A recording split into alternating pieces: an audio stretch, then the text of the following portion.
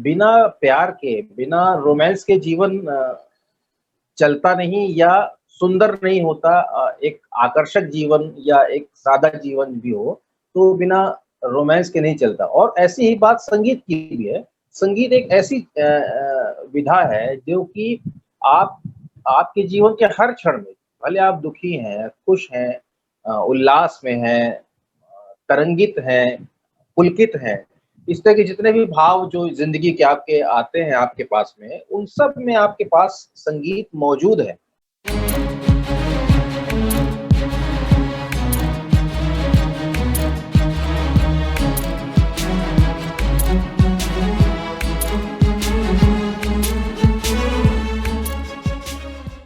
संगीत एक ऐसी अभिव्यक्ति है जो न किसी भाषा के मोहताज है, न किसी मुल्क के।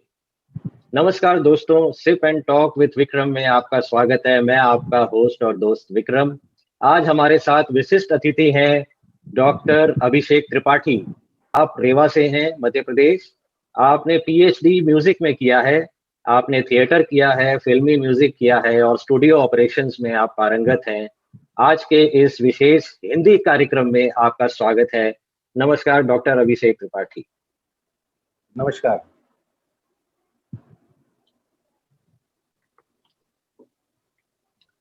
डॉक्टर त्रिपाठी, हमारे दर्शकों के लिए आप अपना परिचय दें। विस्तृत परिचय को आपसे ही सुने तो अच्छा है। जी। मैं बेसिकली इंस्टिंक्ट वाइज बताऊं तो मैं म्यूजिशियन हूं और मेरी परवरिश जो है वो एक साहित्यिक सांस्कृतिक परिवार में हुई है। मैंने म्यूजिक में एमए किया, पीएचडी किया है और इसके अलावा मैंने एमबीए किया है और साइकोलॉजी में एमए किया हुआ है। और विगत 1991-92 से मैं लगातार थिएटर में, कल्चरल एक्टिविटीज़ में लगातार इन्वॉल्व रहा हूँ। काफ़ी सांस्कृतिक संगठनों से जुड़ा रहा हूँ और इसके बाद मैं थिएटर के अलावा मैं फ़िल्मों से और सीरियल से और फ़िल्म इंडस्ट्री से भी काफ़ी हद तक जुड़ा रहा। और इस तरीके से कई दिशाओं पे मैंने कोशिश की कि जो मेरी अभिव्यक्ति हो सकती है, वो मैं कई तरह से अपनी अभिव्यक्ति जो है वो लोगों के पास तक पहुँचा सकूँ। धन्यवाद। आपने फिलहाल 2 पुस्तकें लिखी हैं, दर्शकों को दिखाएं आपकी पुस्तकें। एक पुस्तक तो मेरी जो पहले से रिलीज़ हुई है, Indian film music and the aesthetics of chords. हाँ जी। जी। ये विस्तृत एक रिसर्च वर्क है मेरा जो कि मैंने किया है एस्थेटिक्स ऑफ कॉर्ड्स को लेके। कैसे कंपोज़र जो है वो म्यूज़िकली जो कॉर्ड्स होते हैं उनको कैसे वो परसीव करता है, कैसे डिनोट करता है, कैसे प्रैक्टिस करता है अपनी कंपोज़िशंस में और अपने पूरे काम में। उस पूरे बेसिक नेचर को इस पुस्तक में मैंने इंडियन फ़िल्म म्यूज़िक के पर्सपेक्टिव्स में मैंने उसको पूरा डिस्कस किया है।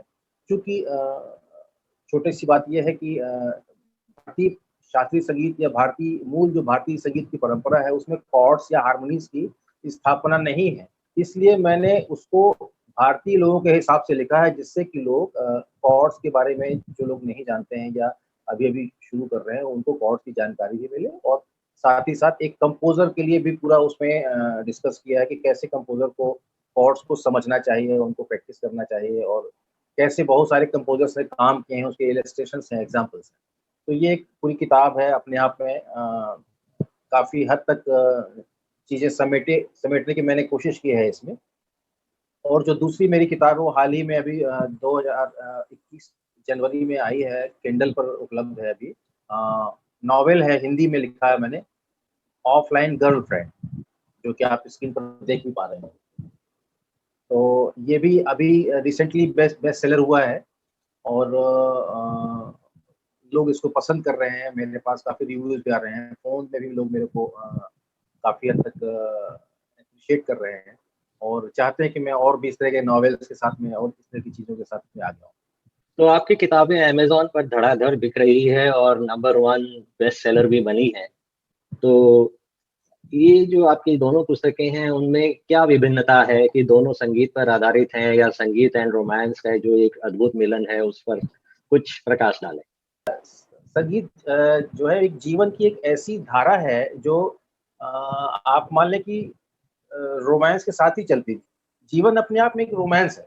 आप प्यार के बिना रोमांस के जीवन चलता नहीं या सुंदर नहीं होता। एक आकर्षक जीवन या एक सादा जीवन भी हो, तो बिना रोमांस के नहीं चलता और ऐसी ही बात संगीत की भी है। संगीत एक ऐसी विधा है जो कि आप आपके जीवन के हर क्षण में, भले आप दुखी हैं, खुश हैं, उल्लास में हैं, तरंगित हैं, पुलकित हैं, इस तरह के जितने भी भाव जो ज़िंदगी के आपके आते हैं आपके पास में, उन सब में आपके पास संगीत मौजूद है।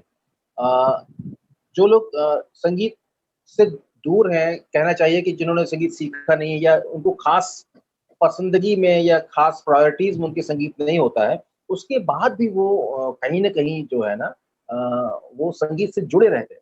तो जुड़ते ये हैं, एक किसी तरह से जी, जुड़ते हैं, चाहे श्रोता बनकर जुड़ते हैं। बिल्कुल। जो गुनगुना नहीं सकता है, वो भी सुनना पसंद करता है। तो ये संगीत की एक ख़ासियत है। जैसे आप देखें कि हो सकता है कि किसी आदमी को पढ़ने की रुचि नहीं हो, तो वो जीवन में कभी कोई किताब उठाकर नहीं पढ़े। या किसी ने ड्रामा नहीं किया है या उसको नहीं पसंद है या उसको नहीं समझ में आया, तो हो सकता है उसने जीवन में कभी कोई ड्रामा नहीं देखा हो, नहीं सुना हो, नहीं किया हो। लेकिन संगीत एक ऐसी चीज़ है, आप विश्व के किसी भी कोने में चले जाइए, लेकिन आपको कहीं न कहीं वो संगीत जो है आपके जीवन से जुड़ता है। वो नेचर नेचर है एक्चुअली। तो हर तरह का साउंड जो है आप जंगल में जाइए, पहाड़ में जाइए, नदियों में के साथ रहिए, पेड़ों के साथ रहिए, लोगों के साथ रहिए, हर जगह आपको एक एक किस्म का संगीत जो है, एक किस्म की हार्मनी, एक किस्म की जो धारा है, वो प्यार की धारा, वो एक एक एक लय जिसको हम लोग बोलते हैं अंदर से, वो लय बनती है अंदर से। वो लय जो है वो आपस में जोड़े रखती है, वो संगीत आपको एक ना एक जगह जाके कनेक्ट करता है आपके जीवन से। तो आपकी ज़िंदगी पर संगीत का क्या विशेष असर रहा है? क्योंकि आप साहित्यकार भी हैं, कलाकार भी हैं और आप संगीतकार भी हैं। संगीत का मेरे जीवन में महत्व मैं कैसे बताऊँ कि मैं तो कोई चीज़ बिना संगीत के सोचता भी नहीं। इवन जब मैं नॉवेल भी अपना नॉवेल के कैरेक्टर्स को सोच रहा होता हूँ या अपने आर्टिकल्स सोच रहा होता हूँ, तो कहीं न कहीं वो म्यूज़िकल डिनोटेशंस जो है मेरे दिमाग में वो जो खून में शामिल हो गए, जो अंदर रवानी जो होती है आदमी के खून की, उस रवानी में शामिल है। तो उस तरीके से संगीत जो है ना वो मेरे जीवन में महत्व तो आप छोड़ दीजिए, मतलब आप ये कह सकते हैं कि मैं अपने आप को जहाँ पाता हूँ, वहाँ संगीत को पाता हूँ या मैं जहाँ संगीत को पाता हूँ, वहाँ अपने आप को पाता हूँ। अब इसको आप कैसे समझेंगे? ये क्या इक्विलिब्रियम है? ये क्या साइंस है? क्या केमिस्ट्री है? क्या आर्ट है? बोलने और बताने से थोड़ा-सा परे जैसा एक मामला बनता है। तो ये आपके दिल की धड़कन बन चुकी है, काश हम सुन सकें आपकी धड़कनों को। तो इसी से एक मेरे को एक वो 4 लाइनें मेरी याद आ गई हैं, मैं आपको सुना सकता हूँ यदि आप इजाज़त दें बहुत तो। खूब, बहुत खूब। हमारा सौभाग्य है। जी, 1 मिनट में सुनाता हूँ।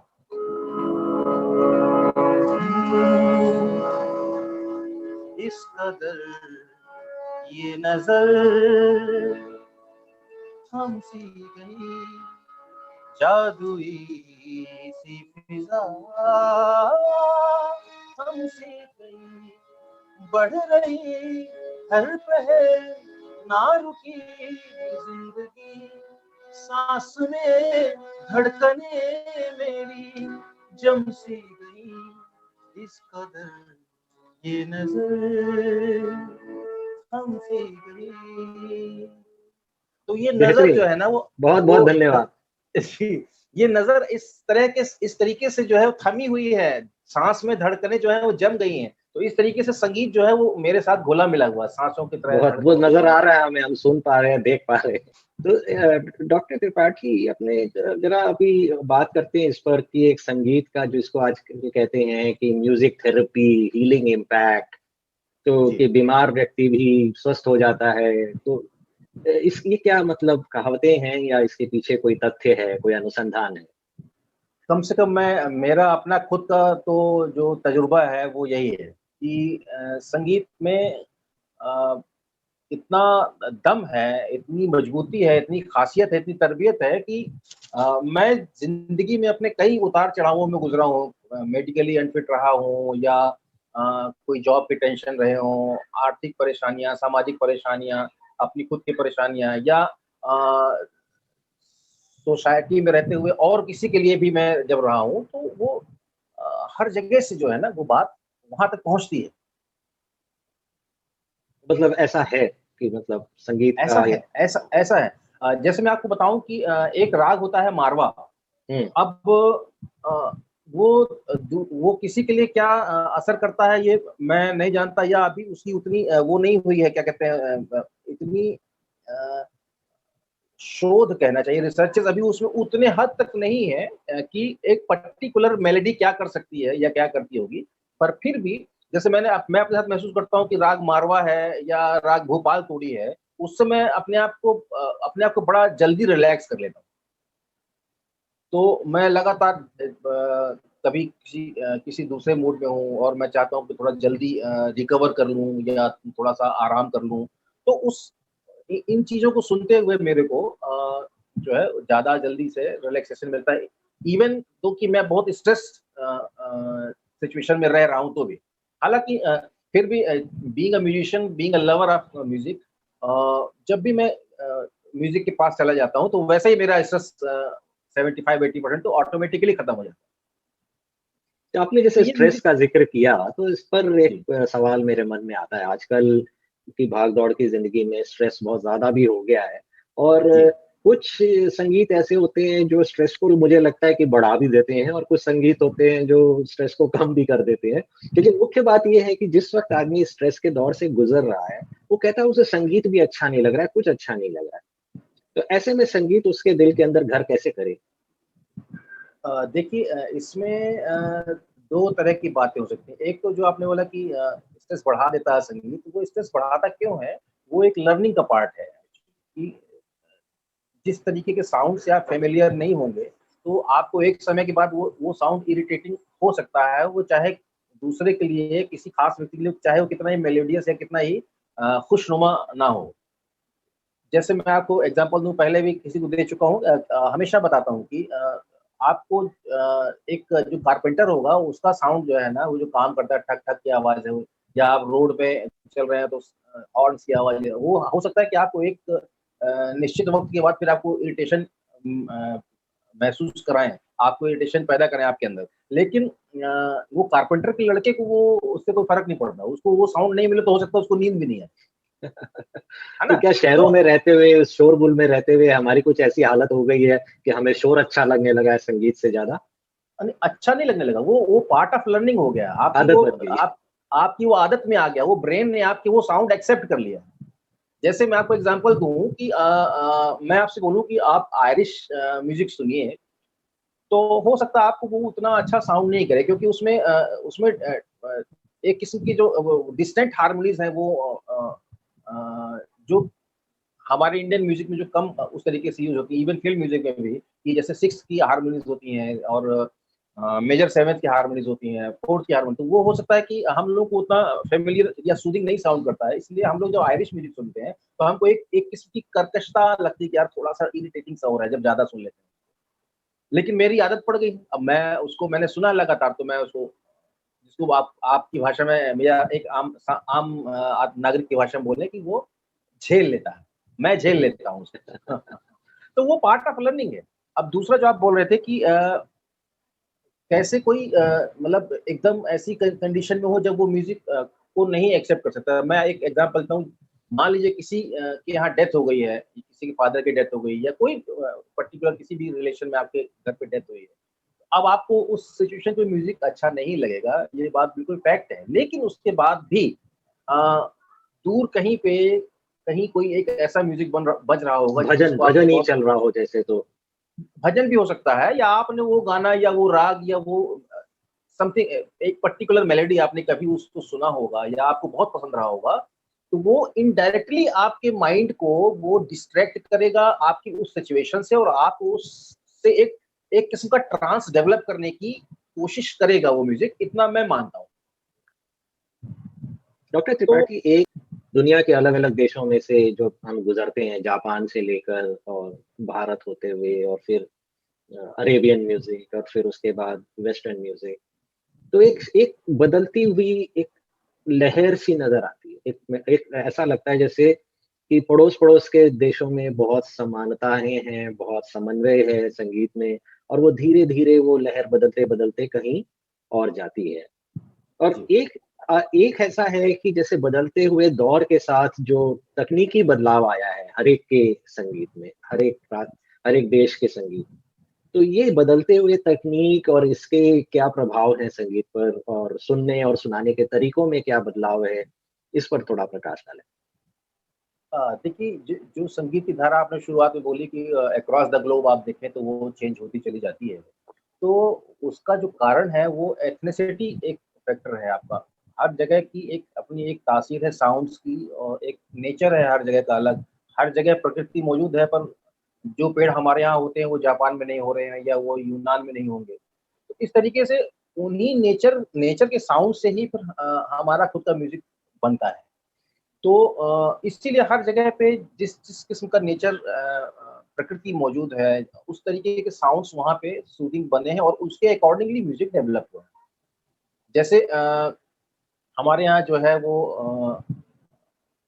नदी, झरने, पहाड़ इस तरह के बहुत सारे हैं कई, लेकिन एक कोई देश ऐसे भी हैं जहाँ पे नदी, झरने, पहाड़ का कोई खेल ही नहीं, वहाँ पे सिर्फ़ रेत, बालू और गर्मियाँ, चट्टानें हैं। अ, तो इस तरीके की हर जगह की अपनी अलग-अलग वो रही और वहाँ से जो साउंड प्रोड्यूस हुए हैं, उन्होंने उनके देशों को देशों की जो पर्टिकुलरिटी है साउंड की, वो उन्होंने बनाई। तो इसीलिए हमको अक्रॉस द ग्लोब अलग-अलग साउंड मिलता है। लेकिन उसमें एक बात और है कि सारा का सारा साउंड यदि आप एक लाइन से देखेंगे, तो वो एक एक धागे में पिरोया हुआ है। Slide change, slide change yes, होते यस, वही हुए मैं कह रहा वो जर्नी किस्म की आपको मिलेगी उसमें पूरे साउंड के जो कल्चर है साउंड का उसमें। तो ये मतलब बेसिकली देखा जाए तो ये आपकी जो जियोग्राफिक नेचर है उससे बहुत कुछ बहुत हद तक जो है वो इम्पैक्ट उसका आता है। अब दूसरी बात जो आपने बोली कि जो आज की डेट में जो टेक्नोलॉजी के बदलाव आए हैं उसको कैसे, तो मैं एक छोटा-सा एग्ज़ाम्पल अपने फ़िल्म म्यूज़िक से ही दे देता हूँ। फ़िल्म म्यूज़िक जो हमारा इंडियन फ़िल्म म्यूज़िक है उसको मैं ये मानता हूँ कि वो जो वर्ल्ड लेवल पे जो म्यूज़िक का जो एक डेवलपमेंट हुआ है, खास तौर पे ऑर्केस्ट्रल म्यूज़िक का। तो वो ऑर्केस्ट्रल म्यूज़िक का डेवलपमेंट जो है वो यूनिसन साउंड से एक एक सिंगल साउंड, एक सिंगल मेलोडी जो है पूरा एक ऑर्केस्ट्रा प्ले करता है, वहाँ से लेके मल्टी प्लेन जो साउंड है जिसको हम हार्मोनिक साउंड या सिम्फोनिक साउंड बोलते हैं, वो सिम्फोनिक साउंड जो है वो डेवलप हुआ है जिस तरीके से वर्ल्ड में उसको बहुत जल्दी हमारे फ़िल्म म्यूज़िक ने अडॉप्ट किया। 1933 से हमारे यहाँ साउंड शुरू होता हुआ और वो अ, बहुत जल्दी 1950 के आस-पास तक आते-आते वो हार्मोनिक होने लगता है और वो 1955 से 60 के आस-पास तक चल के फुल हार्मोनिक हो जाता है और उसके बाद फिर 1960 के बाद के दौर में फिर वो हार्मोनीज़ में भी जो हार्मनी जो वेस्टर्न म्यूज़िक में जो हार्मोनीज़ की स्थापनाएँ हैं जो थियरीज़ हैं जो प्रैक्टिसेज़ जो रही हैं, उनको बड़े आसानी से इंडियन फ़िल्म म्यूज़िक में आत्मसात किया गया है। नो डाउट इसमें अरेंजर्स की भूमिका बहुत म्यूज़िक कंपोज़र्स की भूमिका बहुत है। तो वो हमको चूँकि दिया गया है इसलिए आज हम उस तरीके का साउंड पसंद कर रहे हैं। यदि केएल सहगल के बाद की जो जनरेशन आई यदि वो सिम्फोनिक साउंड पे काम नहीं करती या उसको हमारे साथ इंट्रोड्यूस नहीं करती तो हमारी प्रैक्टिस नहीं होती और हम ये साउंड नहीं सुन पाते। और एक बात और है जैसे हम जिस उम्र में है या आप जिस उम्र में है उसके बाद की भी जो जनरेशन अभी आ गई है, जो हम लोगों ने जो 70-80s के गाने सुने हैं और उसके बाद लोग कहते थे कि जो हमारे से बुजुर्ग पीढ़ी थी वो ये कहती थी कि अब तो साउंड मतलब म्यूज़िक खराब हो गया है 80s में आके, गोल्डन एरा था 70s तक और अभी 80s 90s में डिस्को आ गया वो खराब हो गया और इलेक्ट्रॉनिक साउंड आ गया। लेकिन अब आप ये देखिए कि जो 2010-2020 में जो लड़के म्यूज़िक कर रहे हैं, उनको उनको देखते हुए हमको भी कभी-कभी ये लगता है या आपको लगता होगा कभी, नॉर्मली लोगों को लगता है कि यार हमारा 90s का म्यूज़िक ही अच्छा था। है कि नहीं? लेकिन अब आज जो लोग काम कर रहे हैं उनको लगता है कि नहीं तो ये एक क्रिटिक्स की बात नहीं है, ये एक डेवलपमेंट प्रोसेस है एक्चुअली। जैसे-जैसे हमारे पास साउंड जो है वो टेक्नोलॉजी जो है एडवांस होती चली जाती है, वैसे-वैसे हमारी साउंड को यूज़ करने की जो प्रायोरिटीज़ होती हैं वो चेंज होती चली जाती हैं। और एक किस्म का ये एडवांसमेंट जो है ना वो अल्टीमेटली आपको एक एक स्टेप आगे बढ़ाता है। अभी उसके बाद अब आप देखेंगे कि 2000 से 2020 के बीच में जो चेंज आता है अकॉर्डिंग टू टेक्नोलॉजी एडवांसमेंट, उस चेंज में आप ये देखें कि जब शुरुआत में टेक्नोलॉजी बहुत तेजी से शुरू होना यूज करना लोगों ने शुरू किया, तो वो साउंड को उतना जस्टिफाई नहीं कर पा रहे थे सारे लोग। ऐसा नहीं कि लोग नहीं कर रहे थे, पर उतना जस्टिफाई भी नहीं हो पा रहा था, उतना उतना एक्सपेरिमेंटेशन भी नहीं था। लेकिन अब धीरे धीरे करते करते वही जो स्थापना है, जो जो थियोरीज हैं, जो प्रैक्टिसेस हैं, वो एक किस्म से बढ़ती चली गई है। और आज की डेट में बहुत अच्छा काम टेक्नोलॉजी के लेवल पे भी हो रहा है। तो व्यक्तिगत तौर पे मुझे लगता है कि जो आजकल जो नई तकनीक का म्यूजिक हम सुन रहे हैं, मुझे तो बहुत अच्छा लगता है। और इसमें बड़ी विभिन्नता आ रही है, नयापन आ रहा है, और गाने वाले जो हैं उनकी आवाज में भी बहुत ठहराव आया है। तो मेरे ख्याल से पहले अगर फ़िल्म संगीत में एक ही, जिसको हम जॉनरा कहते हैं, अगर एक ही तर्ज पे काम हो रहा था, आजकल अलग-अलग जॉनरा पे काम हो रहा है। आजकल हमारे भी देश में संगीत में, अब देखिए जैसे हम एक, आप कह रहे थे, एक माला सी पिरोते हैं ईस्ट से लेके वेस्ट तक, जब हम वर्ल्ड में देखते हैं। लेकिन हम अपने भारत को ही अगर देखें तो कश्मीर से कन्याकुमारी तक और बंगाल से पंजाब तक कितनी विभिन्नता है, और जी, गाँव-गाँव का संगीत जो है वो कितना अलग है, कितना विभिन्न है। बिल्कुल। तो इस पर बिल्कुल है। आप क्या और कहते हैं? नहीं, तो मैंने वही जो बोला, जो माला पिरोई हुई है, वो एक तो साउंड की माला हो गई, जो मैंने आपने भाई बताया, जो ईस्ट से वेस्ट हर हुँ, देश की धीरे-धीरे चेंज, टोनल क्वालिटी जो है वो चेंज होती जाती है। यहाँ तो अब जो पूरा गुलदस्ता है भारत में तो। हाँ, अब वो गुलदस्ता तैयार कैसे हुआ? वो गुलदस्ता जो मैंने आपको अभी बताया ना कि जब केएल सहगल गाना गाती, या केएल सहगल का गाना तो आपने इसलिए सुना हो कि आपके पास रिकॉर्ड मौजूद है। एक वो भी दौर था जब रिकॉर्ड्स नहीं थे, जिनकी हम खाली आज चर्चे सुनते हैं, है ना? जैसे बिरजू महाराज हैं, है ना? अब बिरजू महाराज हैं, कथक के बहुत बड़े डांसर हैं, और चूँकि डांस में है तो म्यूज़िक में उनका दखल है ही, पूरा खानदानी उनका वो रहा है। तो उन्होंने एक फ़िल्म जो आई, फ़िल्म अभी देवदास थी शायद, उसमें गाना था, माधुरी दीक्षित के ऊपर जो फ़िल्म आया था, बिंद दीन मानत नाही। तो वो बिंद दीन जो है ना, वो बिरजू महाराज के मेरे ख़्याल से थर्ड जनरेशन के वो है, मतलब पूर्वज हैं। मतलब अच्छा, उनके दादाजी के भाई या दादाजी के पिताजी, समथिंग ऐसा वो कुछ है। तो अब उनके गाने उन्होंने सुने हुए हैं, और वो जो कंपोज़िशन फ़िल्म में आया, वो एक्चुअली बिन द दीन साहब की कंपोज़िशन है, जो हुँ, हुँ, उन्होंने देवदास में इस्तेमाल की, है ना? तो वो उस ज़माने का गाना था, और आज की डेट पे आके वो आपने सुना। बहुत क्यों? खूब। क्योंकि हाँ, क्योंकि वो रिकॉर्डिंग में नहीं था, लेकिन जो हमारी भारतीय शास्त्रीय संगीत की परंपरा, जो कानों से सुन-सुन के गुरु से शिष्य में जनरेशन टू जनरेशन होती आई है, उससे वो जो धागा चल रहा है, वो ऐसे भी चल रहा है। जनरेशन वाइज़ जनरेशन चल रहा है। अब आप केएल सहगल से लेके अब 2020 में जब अभी आप आते हैं, तो वही वो जो टेक्नोलॉजी का एडवांसमेंट है, जो ऑर्केस्ट्रेशन का एडवांसमेंट है, जो ग्लोबल साउंड के इंडिया में आ जाने का एडवांसमेंट है, उस जैसे आप शंकर जयकिशन का म्यूज़िक देखें, तो शंकर जयकिशन के म्यूज़िक में आप देखिए कि एक पर्शियन, बहुत सारा एलिमेंट पर्शियन आपके यहाँ मिलता है उनके यहाँ। वॉल्स का एक बहुत अच्छा फ्यूज़न उनके यहाँ वॉल्स रिदम का मिलता है, इंडियन रिदम के साथ में। तो वो कैसे आता है? वो उन्होंने सुना, उसको उन्होंने प्रैक्टिस किया है, एक्सपेरिमेंट किया, और फिर आपके सामने पेश किया, और आपको उसकी धीरे-धीरे 1, 2, 4, 10 गाने सुनते-सुनते प्रैक्टिस हो गई। वैसे ही जैसे ए आर रहमान है, तो ए आर रहमान ने जो इलेक्ट्रॉनिक साउंड्स शुरू किए यूज़ करने, सिंथ साउंड, जिसको इलेक्ट्रॉनिक नहीं बोले, सिंथ साउंड जो यूज़ हुँ, किए। वो सिंथ साउंड की प्रैक्टिस आपकी तब नहीं थी, तब लगता था कि ये अजीब-सा, थोड़ा खाली-खाली सा गाना नया किस्म का आ गया है। आप देखें, जब दिल है छोटा-सा छोटी-सी आशा जो हुँ। गाना आया, तो वो एक यूनिक किस्म का साउंड था, उस ज़माने में ऐसा साउंड किसी ने यूज़ नहीं किया।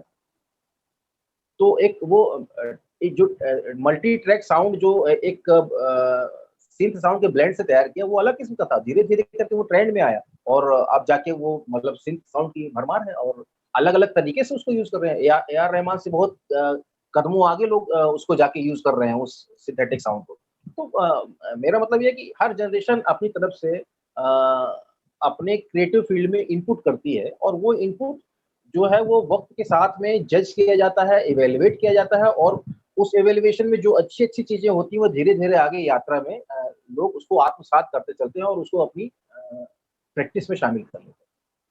डॉक्टर त्रिपाठी, आप जब तक एक गरम-गरम चुस्की लेते हैं, मैं अपने दर्शकों से एक बात कह दूँ। आप, मुझे उम्मीद है आपको भी ये बातचीत बड़ी अच्छी लग रही होगी, आपको आनंद आ रहा होगा।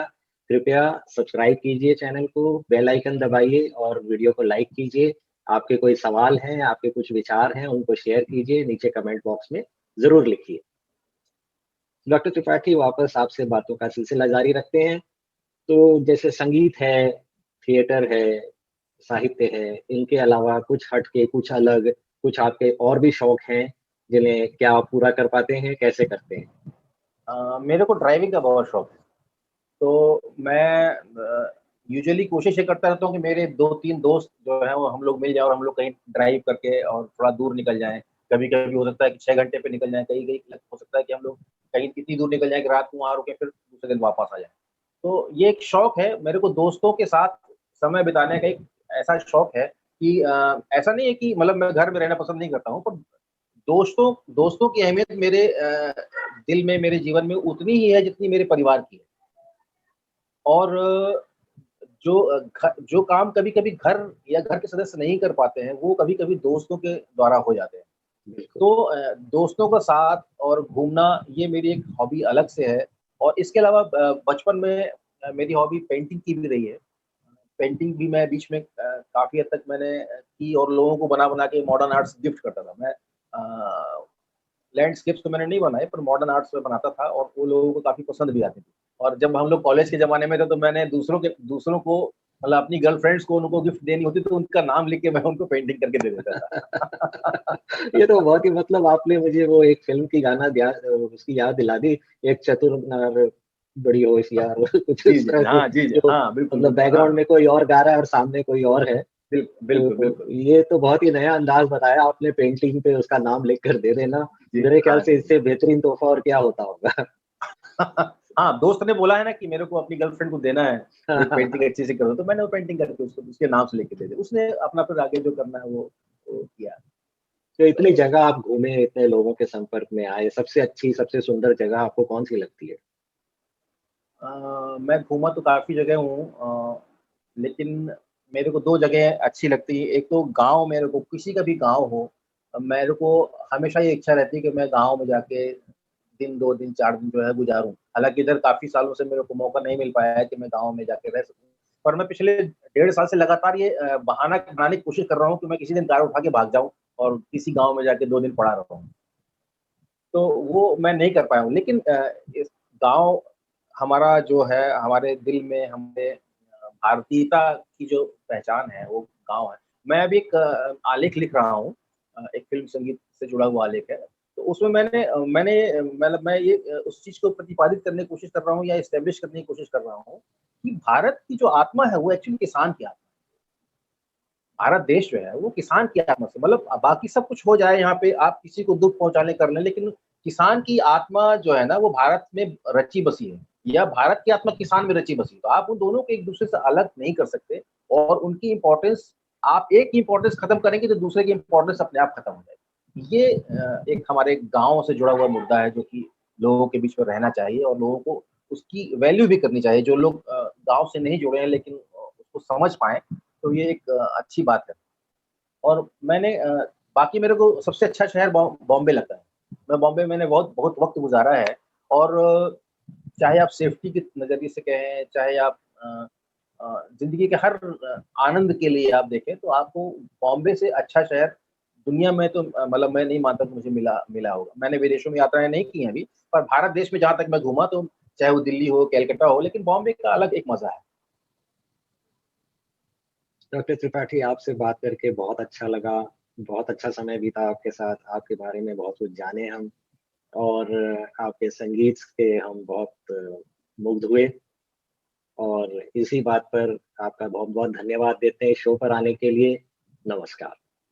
नमस्कार मैं भी सारे आपका sip and talk with Vikram कार्यक्रम का और जितने भी दर्शक श्रोता हमसे जुड़े हैं या आगे भी जुड़ेंगे उन सबका मैं धन्यवाद करता हूँ कि उन्होंने इतने आत्मीयता से इतने धैर्य से हमारी बातें सुनी। नमस्कार।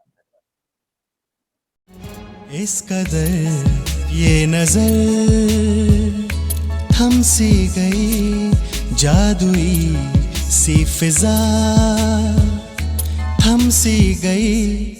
इस कदर ये नजर थमसी गई, जादुई सी फिजा थमसी गई।